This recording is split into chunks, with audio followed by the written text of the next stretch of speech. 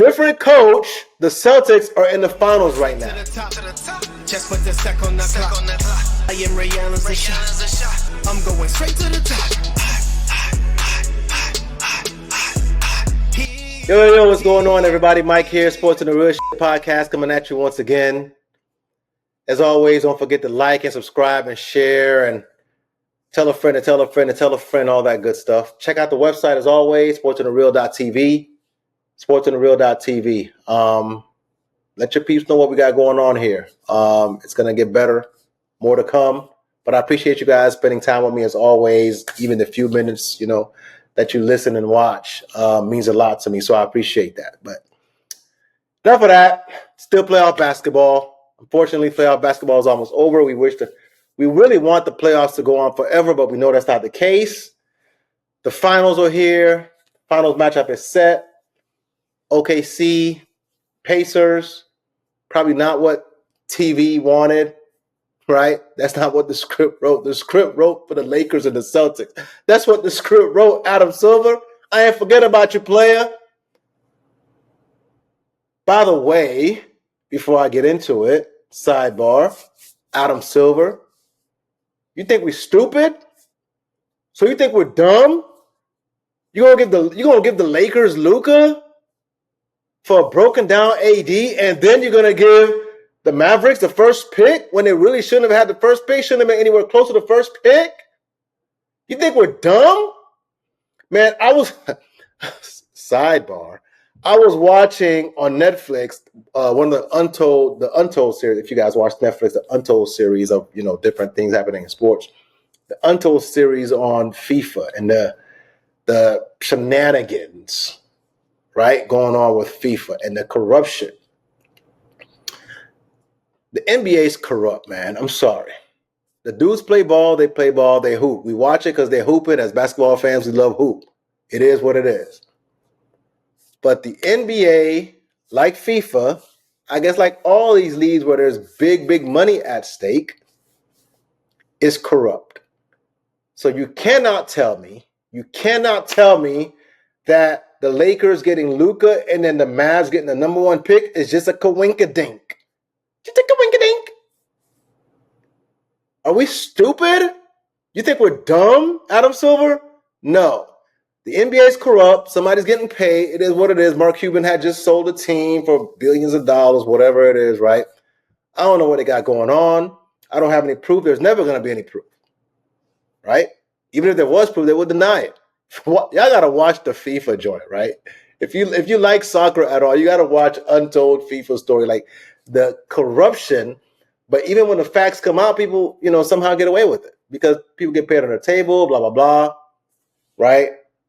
Cash rules everything around me. And even in the NBA, cash rules everything around me. So I don't want to dwell on that too much.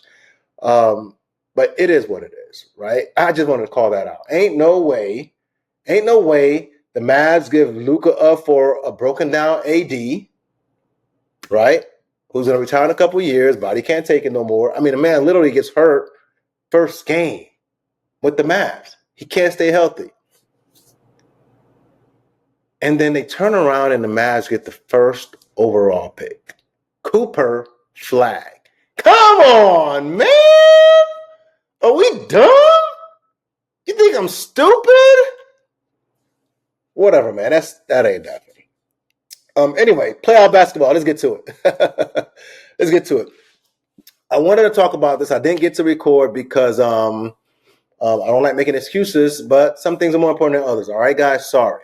All right. Instead of recording, about talking about Celtics losses and this and that, I had kids graduated. All right. I had to deal with all that, family in town, all the shenanigans that go on with that. So didn't have time to record. But I did want to talk about the Celtics because the Celtics are the most disappointing. The Celtics make me look awful. They made me look awful because I picked them to run the table, to have an easy time in the playoffs. I thought they had matured from last year. They had learned how to win. I set them up as the champs. Like I was like everybody else playing for second. Nobody else had a chance. And then boom, they fall flat on their face. Not only did they fall flat they historically fall flat on their face by having two 20-point comebacks in the first two games at home in the fourth quarter. to the Knicks. How did they lose to the Knicks? How did they lose first 2 games up 20 points to the Knicks? A Knicks team that basically went down to the wire with the Pistons. The Pistons gave the Knicks like a better run than the Celtics. What the hell? The Celtics, a team loaded with all-star, that Celtics team just won a championship. That Celtics team. Yeah, I know JB might have been struggling a little bit with an injury. And then Jason gets hurt. Shout out to Jason. Hope he makes a full recovery. But he's going to miss a whole season. I'll get to that in a bit. But Jason gets hurt. JB's hobbling a little bit. But still, that team is loaded. How do you lose so bad against the Knicks? And that is my problem with modern NBA. The modern NBA is so many teams get these big old leads, but it's almost an expectation that the other team's going to come back, and that shouldn't be the case. I don't care what you say about the modern game. Dudes are shooters, offenses, whatever. That's BS. Ain't no way a team is up 20 points halfway through the fourth quarter and the other team can come back unless 2 things happen. You continue to take bad shots and rush shots, which the Celtics do, and you stop playing defense. Because if you're playing defense, the other team ain't getting easy shots, so they're not going to score a high percentage. They're not going to go bombs away from 3 if you up in their shirt.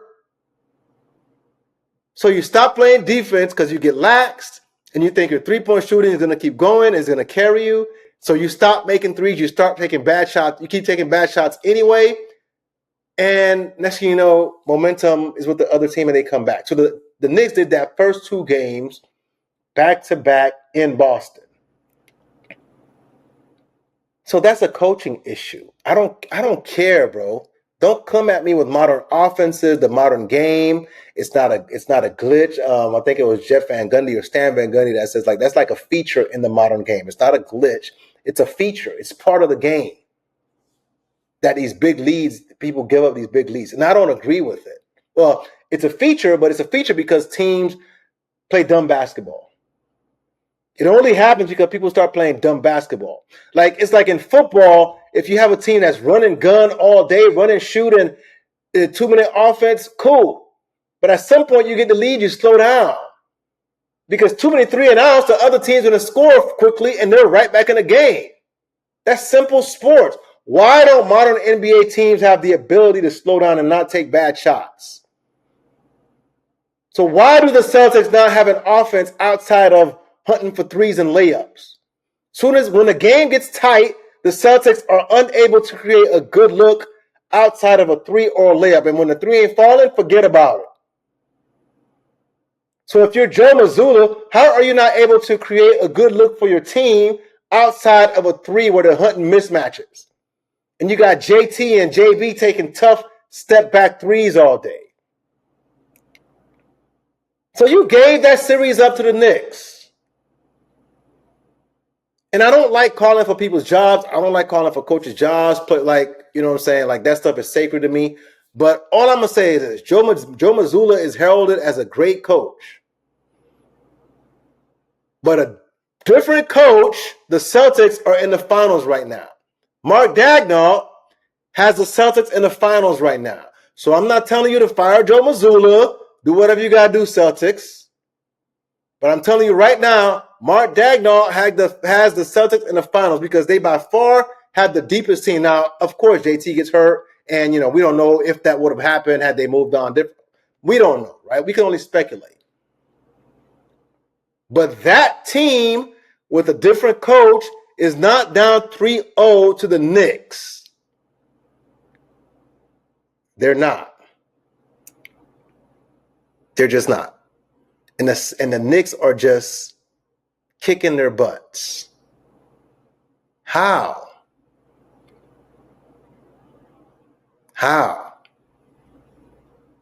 How is that team with all these all-stars and great players and two-way players? I picked them to win the championship easily. How does that happen? That's a coaching problem, man. A coach allows players to do dumb stuff. You either coach it or you allow it. And when the Knicks are making these comebacks and Jason Tatum is still jacking up step-back threes, that's a coaching problem. You've allowed it. and guys aren't getting back on defense, that's a coaching problem. So Joe Mazzulla, to me, is on the hot seat. He has to step his game up. People, national TV, calling him, hey, he's a smart guy. Is he? Or is he just coaching a really, really talented team? They got a stacked squad. But that stacked squad went outside against the Knicks. They had Mikal Bridges looking like prime KD. Where is the defense? Why aren't you doubling Jalen Brunson when he's clearly going off against Drew Holiday? Like, play a different defense, bro. And I love Drew, but Jalen was cooking him. Make him give up the ball. Do something else. Run a different type of offense. Do something else. Do anything.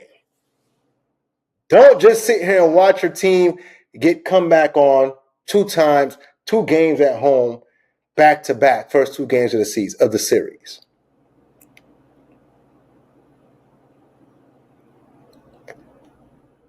That shouldn't happen. So the Celtics go up against the Pacers, and the Pacers clean them out. And the Pacers are not a better team than the Celtics.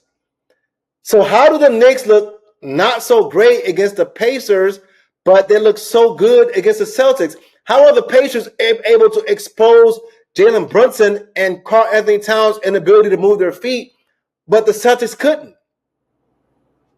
Coaching. Rick Carlisle has the Celtics in the finals. Coaching. Coaching matters. So you can call Mazzulla a whiz kid, all of that. Coaching matters. A different coach has the Celtics in the finals, Celtics fans. And when I said last year, I thought a healthy Jimmy Butler and the Heat would have beaten them, y'all didn't agree with me. I thought that the Celtics got to skate through. Everybody was hurt. Y'all didn't agree with me. So I'm done picking the Celtics. I don't care if the Celtics win 20 championships in a row. Season 21, I'm not picking them. Because they can't, this team as currently constructed can't be trusted. Y'all gotta know my history if y'all ain't been keeping up. Y'all know I picked them against the Warriors.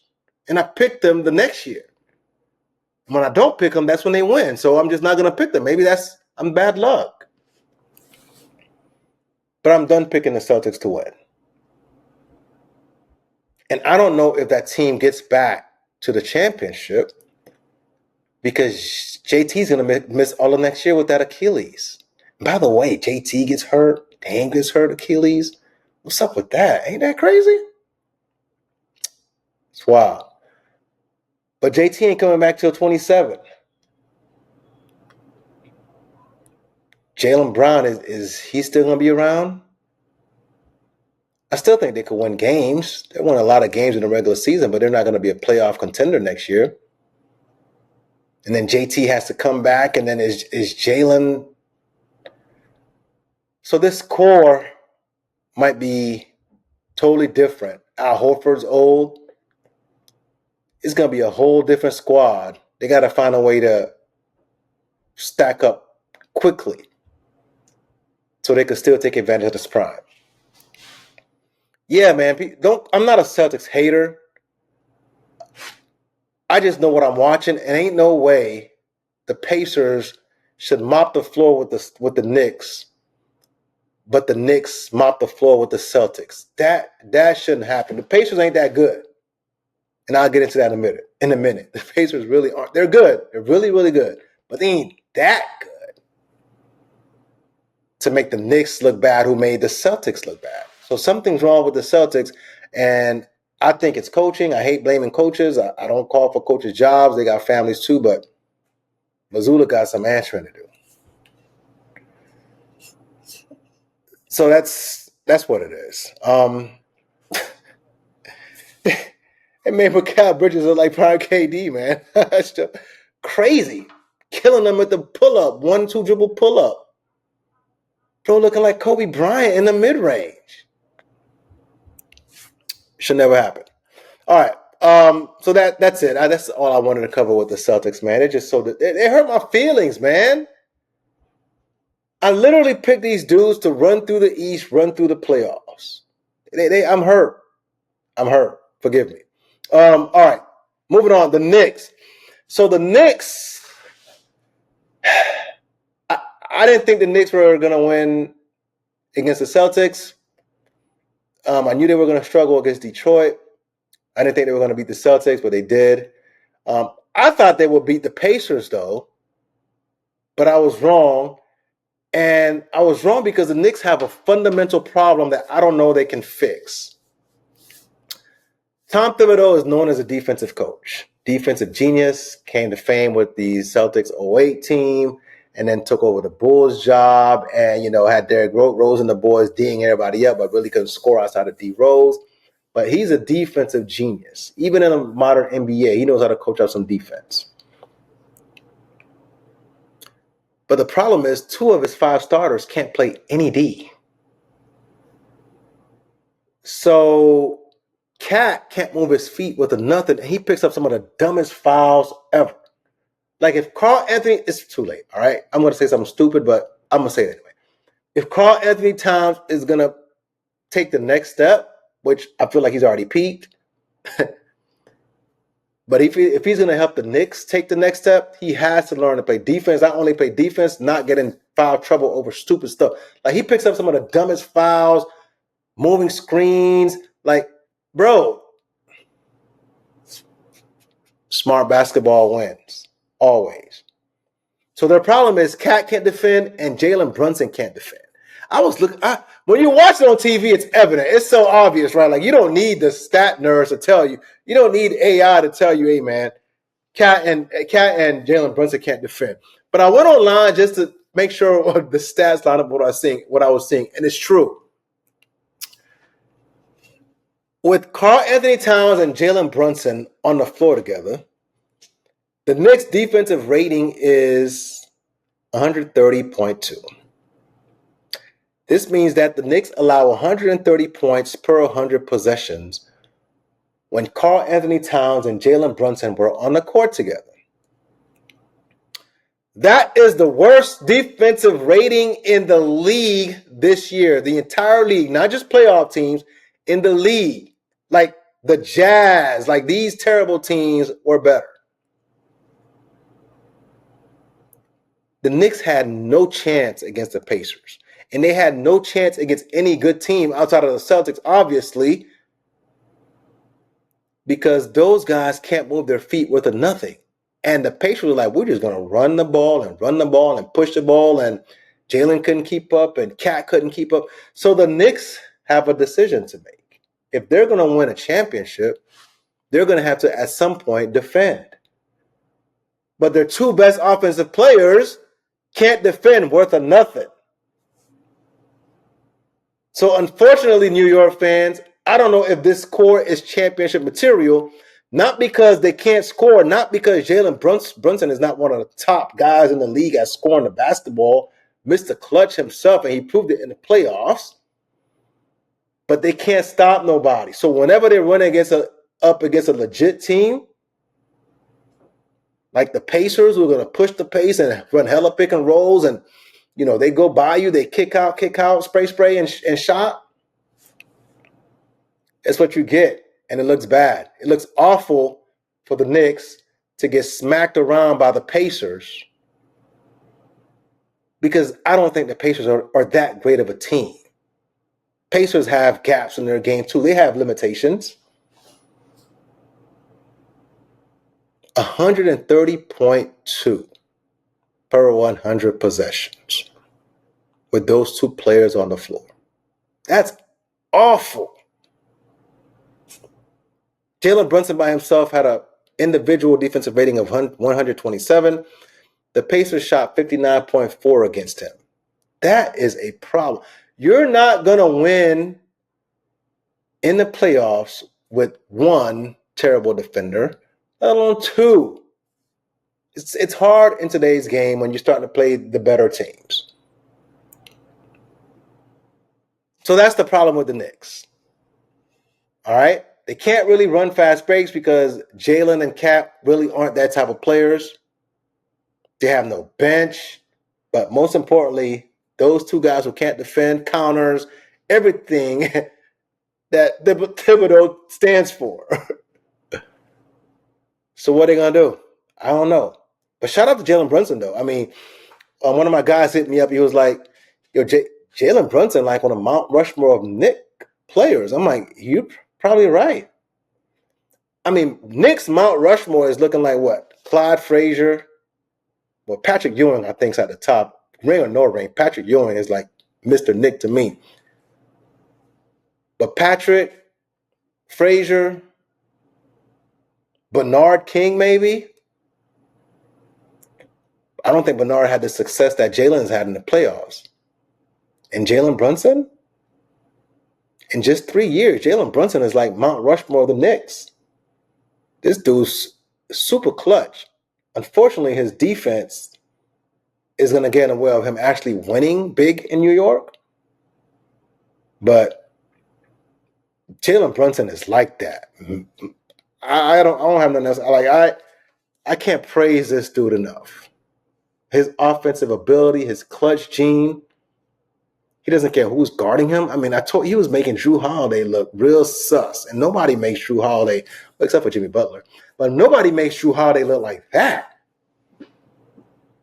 Jalen Brunson was making him look awful. Straight in his face. Step back, shot, like everything. Didn't need no pick. Just giving him, handing out straight buckets in his grip. So that's the next problem. 2 of 5 starters, right? Their 2 best offensive players can't defend. Not good. So they're not gonna win like that. Timberwolves problem. They're the reverse of that. The Timberwolves are the reverse of the Knicks. The Timberwolves aren't going to win a championship for a couple of reasons right now. First one is Rudy Gobert continues, right, which has been the case throughout his entire career. His offense doesn't help you in the playoffs. So despite how great his defense can be in the regular season and even in the playoffs sometimes, his offense is so limited that it's a negative to have him on the court. You'd rather take your chances playing worse defense because on offense, he clogs up the paint terribly. Like his inability to just catch the ball sucks. So it's not just that he has no offensive game, no post game. He struggles catching the ball. And if you play with anyone who struggles catching the ball, that's the worst thing, right? If you can catch the ball and hold on to it and make a pass out, kick it back out, I'll take that. But if you can't catch the ball, then we're playing 4-on-5 because I can't even pass you the ball. You're going to drop it. You're going to fumble it. And Rudy struggles catching the ball. NBA player making millions, $100 million can't catch a ball. Damn shame. Nigga tall for no reason. As we used to say. Tall for no reason. No, but Rudy struggles on offense, and because of that, it impacts the Timberwolves big time. But not only that, we've talked about this the last several seasons, right? We see it when he was with Utah. When it gets to the playoffs, even his defense struggles. Like teams take advantage of him. So he has no offense as his defense takes a hit in the playoffs. Minnesota's not going to win with Rudy. And I like Minnesota. I picked Minnesota from the beginning of the year. One of the reasons I picked Minnesota, and I was wrong for that, I thought Ant was going to take the Michael Jordan, Kobe Bryant leap, and he hasn't. He didn't. Ant preferred to be Steph Curry. Ant, get your butt in the mid-range and in the paint. Please, for the love of God. I've said it before. I'll say it again. If Anthony Edwards is going to truly reach his potential, he has to do 2 things. 1, he has to learn how to read defenses better and quicker. And I talked about this before. I talked about this last year where he should be watching Luka tape. And they actually mentioned it on one of the Timberwolves broadcasts. Like, yo, Ant, has been watching Luka, which is good. But more importantly, he needs to learn how to play in the mid-range. He can't do this. It's either going to be a three-pointer, a step back 3, or, I'm diving to the paint. which is cool with the second part. I like the aggressiveness. But if Anthony Edwards is truly going to reach greatness and maximize his potential, he has to learn how to play in the mid-range and learn how to read defenses, when to make the right passes. The next pass, the skip pass, whatever it is. But the mid-range is key. Because what OKC did, they doubled a lot, right? But really it's, can you get by one man and before the second man comes over, make a decision to either pull up or make a pass, the right pass? And he's not there yet. He's not able to master the mid-range area. And Richard Jefferson kept calling this out in a broadcast. Richard Jefferson was like, he needs to get in the post, because in the post, mid-post area, they can't double team like that. And when they do, it's easier to see and to pass out of. Yeah. And that's what I've been saying. Work that mid-range. And last year, I really thought he was starting to work in the mid-range. I really thought, like I saw it, man. His footwork last year in the paint, in the post-up, was much better than it was before. And then he stopped. He turned into a three-point. He turned into Steph Curry. Anthony Edwards don't need to be Steph Curry, bro. You are too athletic, too strong, too physical, too much of a freak. Three-point shot is cool, but when the money's on the line, Shai Gilgeous-Alexander, money time, mid-range wins. Don't let the nerds fool you, bro. Three-point shooting is cool, but your gift needs to be controlling the mid-range, whether it's through passes or through pull-ups, post-ups.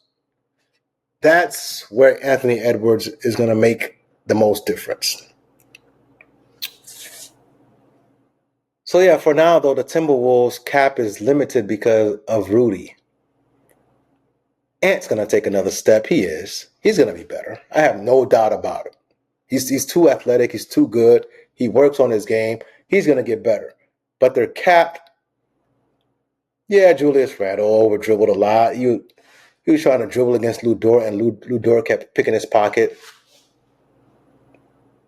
Hopefully he learns from that. But Rudy, man, that's the problem.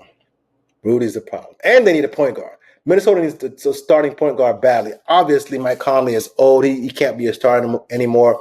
Nickeil Alexander-Walker is not really a starting point guard, like to set people. If Ant's not going to be – Ant has the ball so much. But if he's not going to be able to really set the table for his team, then they're going to have to get a point guard who can help him do that. And right now, they don't have one.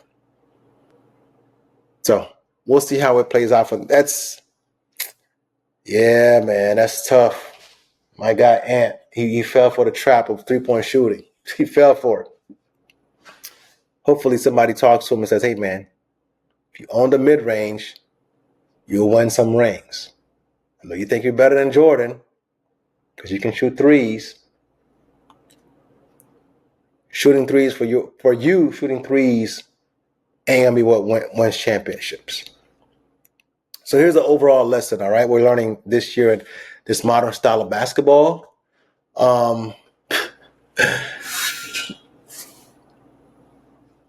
You got to have as many two-way players as possible, and you can't depend on somebody who's so bad in half of the court, meaning the Knicks are so dependent on Jalen Brunson and Karl Anthony Towns, even if it was just one of them. They're so dependent on these dudes for offense that when they come off the court, so the Knicks can play defense, they can't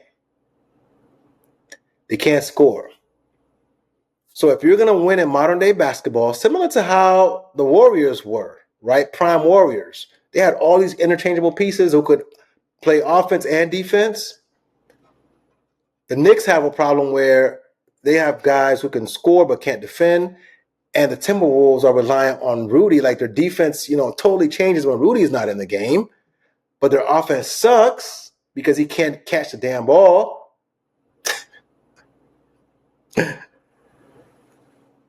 The lesson is two-way players, man. OKC has a hell of a lot of two-way players.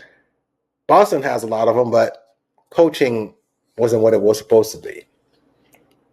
You cannot be overly dependent on one person for one side of the ball. Because if that guy gets in foul trouble or he can't hang, your game plan is done. Minnesota's game plan on defense struggled. They couldn't stop OKC, right? Besides OKC being a great team, but they can't stop a team like that because they have to take Rudy off the court because he hurts them on offense. The Knicks, they get burned on defense because their two best offensive players can't play a lick of defense. Too slow-footed, picking up bad fouls. So we'll see, man. I don't want to make any early predictions, but I think that's the way the league. That's clearly where the league is going, but that kind of feeds into my finals prediction. I kind of hinted at this, y'all. I'm taking OKC in 5.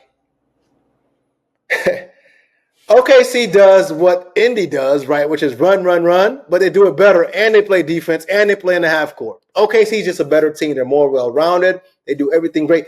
Their defense is legit. OKC's defense is one of the best defenses from a complete team defenses I've seen in a long time. Like, everybody on that team is so damn handsy. Like, they're reaching all the time. They're slapping at the ball. Like, thank God the refs aren't calling fouls like they used to call, they were calling a couple years back. They're letting these boys play because OKC, and I love it. OKC plays defense like I haven't seen in a long time. Like, this is playoff basketball. Like, they are in your shirt and they are reaching it. If you ain't strong with the ball, they're taking it. They're slapping it out. It ain't just Dort. It's J-Dub. Shea's even defending. Like, Isaiah Joe comes in the game and Wallace and everybody, man. Ernie Johnson's son.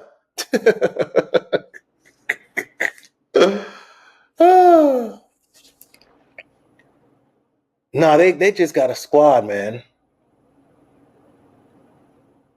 They got a really, really deep team, bunch of two-way players, a bunch of dog guys who ain't scared to get their.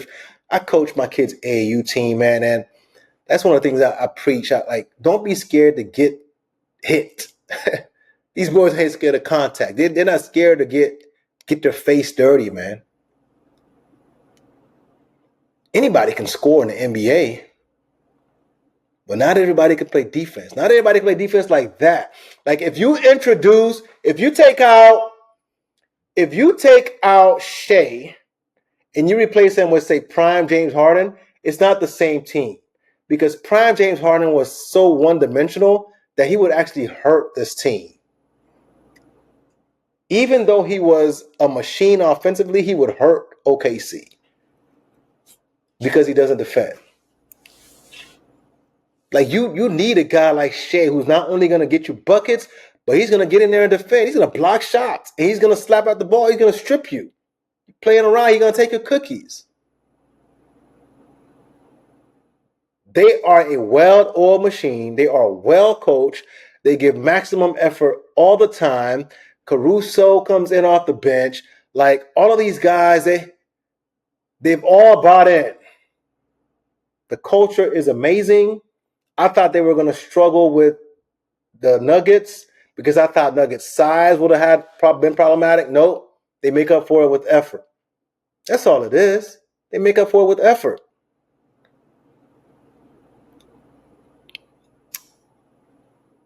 So OKC is going to handle Indy pretty easily.